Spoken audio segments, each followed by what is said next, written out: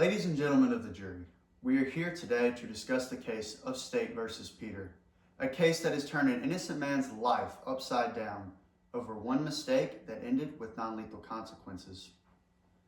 This case asks a question of the United States justice system. It asks if a person's life should be ruined over one mistake. I don't think so. The prosecution, they beg to differ. They are trying to convict Peter of assault while hunting.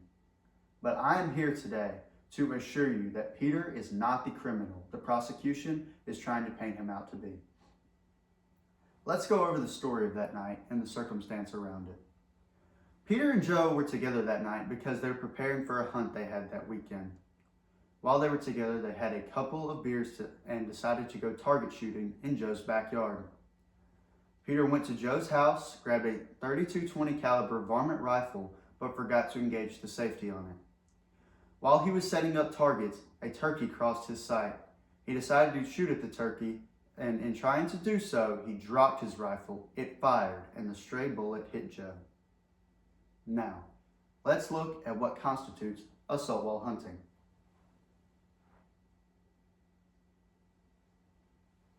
Assault while hunting has four elements. A person must cause injury through criminal negligence with a dangerous weapon while in pursuit of a wild game or animal. Now, Peter definitely caused Joe injury. A stray bullet hit him in the arm. He was negligent because he did not engage the safety on his rifle. And he did have a dangerous weapon that night as he had a rifle. However, Peter absolutely was not hunting in pursuit of a wild game or animal when this situation occurred. I will undoubtedly prove this today through 3 points.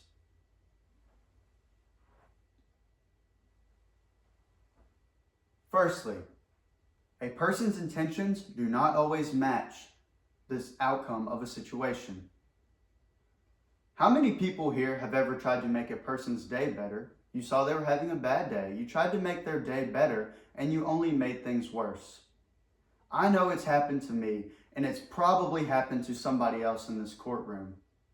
Does that mean that when you went up to that person, your intention was to make their day worse? No.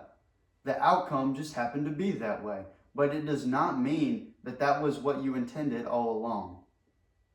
This is what is happening in this case. Now, Peter's intentions that night, they weren't great. He should not have been operating a firearm after the consumption of alcohol. However, when he went into that backyard, his intentions were not to kill a wild game animal. He was setting up targets. He was only going to target shoot. And you cannot prove a person's intentions by the outcome of a situation. Joe being shot is just a horrible accident that happened to be the outcome of a situation where Peter's intentions were nowhere near that. Now,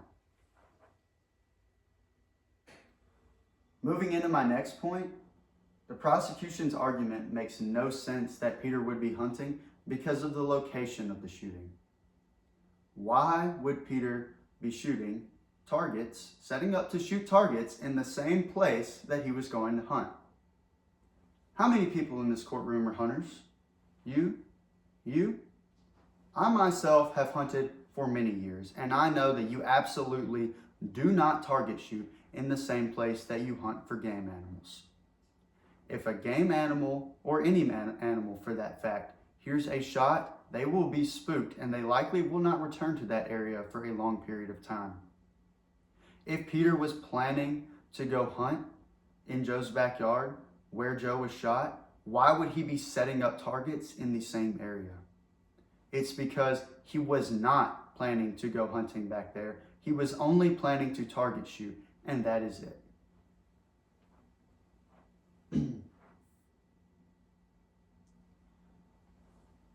Moving into my last point, the prosecution's argument also makes no sense because of the weapon that Peter was using when Joe was harmed. Peter was using a .32-20 caliber varmint rifle, a rifle that is used for deer hunting.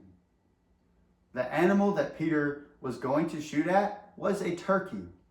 If Peter was going turkey hunting, why did he not have a turkey hunting rifle? Or not a rifle. The standard gun for turkey hunting is a shotgun. He did not even have the correct type of weapon to shoot a turkey. He had a rifle. So if he was going to shoot a turkey, why wouldn't he have the appropriate weapon? It is because he was not going to shoot a turkey. He was going into that backyard for one reason, and it was to target shoot. The turkey just happened to cross his path, and he made a stupid decision to shoot at it. That is it. And his intentions lie in the fact that he was only target shooting. He absolutely never wanted to kill an animal that night or harm Joe. After hearing all this, this is what the prosecution's argument sounds like. An experienced hunter got drunk, went to his friend's backyard, grabbed a deer hunting rifle, forgot to engage the safety, saw a turkey in the backyard, and decided to shoot at it. All in the process of setting up targets to shoot in the same backyard. The story makes no sense. There is no, you can't follow it. It's incoherent. Joe is an experienced hunter. He would not target shoot in the same place that he is going to hunt. Joe is an experienced hunter. He would not use a deer hunting rifle to shoot a turkey. The prosecution's argument has zero standing. So, ladies and gentlemen of the jury, I ask that today you keep an open mind while you hear the defense, and that you don't look at Peter in the way that the prosecution is trying to get you to look at him. They are trying to portray him as a criminal with careless actions. But look at him as one of you. Put yourself in his shoes.